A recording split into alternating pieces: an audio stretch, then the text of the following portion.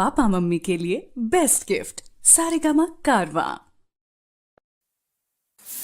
हरा हरा बम बम, हरा हरा बम बम, हरा हरा बम बम, हरा हरा बम बम।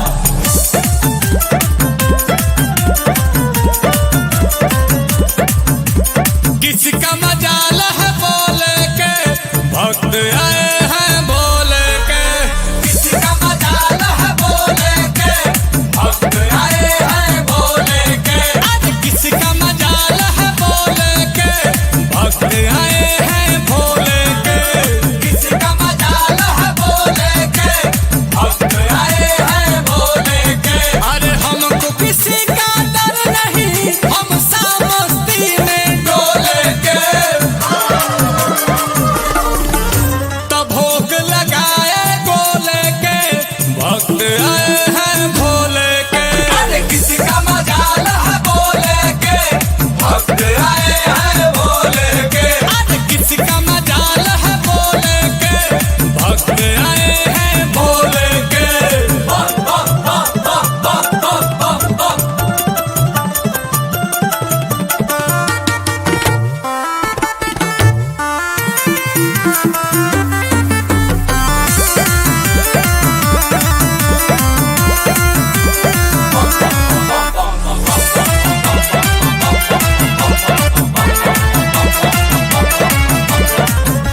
जाके गंगा में नहाए, बदन पर भस्म लगाए, मन में भोले ही भोले शिव का जोग जगाए, भोला का जोग जगाए। बन जाते हैं सारे बिगड़े काम, सुबह शाम जो लेगा शिव का नाम।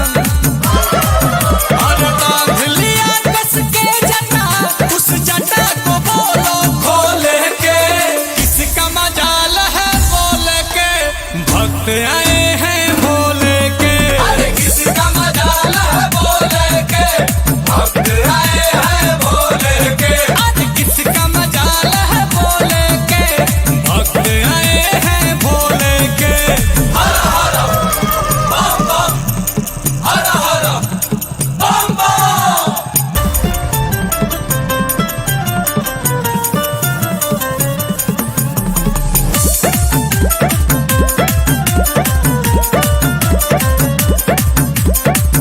सजा कर माथ लिखेंगे कि भर भर हाथ लिखेंगे, हम तो जब भी लिखेंगे ओ भोलेनाथ लिखेंगे, ओ भोलेनाथ लिखेंगे। तीनों लोक में एक ही नाम सुना, प्रेम से बोलो नमः शिवाय।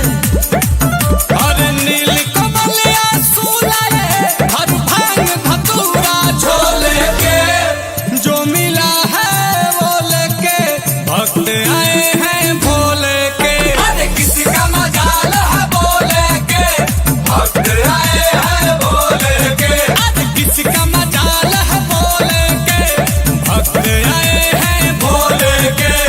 हर हर महादेव। जय शंभू।